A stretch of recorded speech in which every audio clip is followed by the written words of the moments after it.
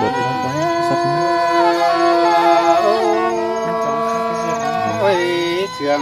นี้เกี่ยวกินไหนบ่เดาตายน้อดีตัวบ่ปีแป้งเอ้ยนายรันผู้คุยน้องเอ้ยน้ออีเหม็นตังเห็นตังที่มือมือนี่ดาเห็นน้องไม่เป็นดาเนื้อตาเกินได้อายแป้งเอ้ยอันบางว่าซึ้งได้สองเฮาเต่ามันนี่อายแกงหน้าวันน้องมาฟ้องกันนะเรียนน้องเมื่อนั้นยังเห็นไอ้ป่าหัวขับไว้จ้าตาดีคัดดาสู้น้องโตเราเรื่องเสื่อมนั่นนี่ไอ้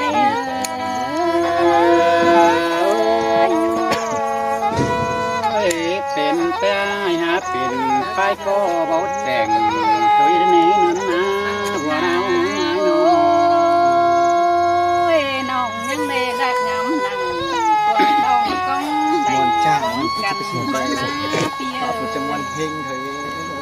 นอนขึ้นน้องยังได้ไรของแต่หน้าหาบามือนี้เลยของสุดเป็นตาลายซึ้งเกินเดลานต่อพวงใจไอ้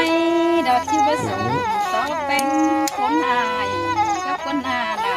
น้องเอ้ยมือนี้ปีกุเต่าปีนใหญ่มาป้องเล่เพื่อน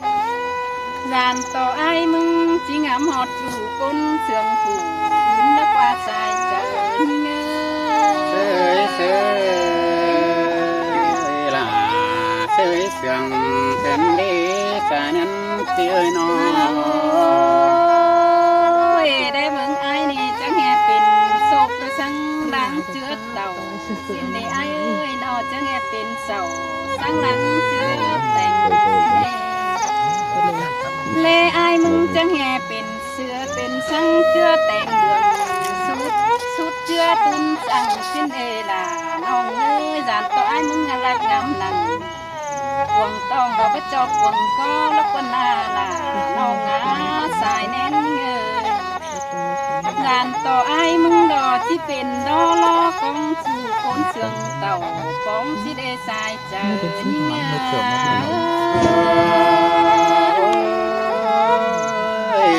เป็นแต่หาเป็นคนเตอมอกิ้งเป็นเต่าน้องดาโอ้ยน้อ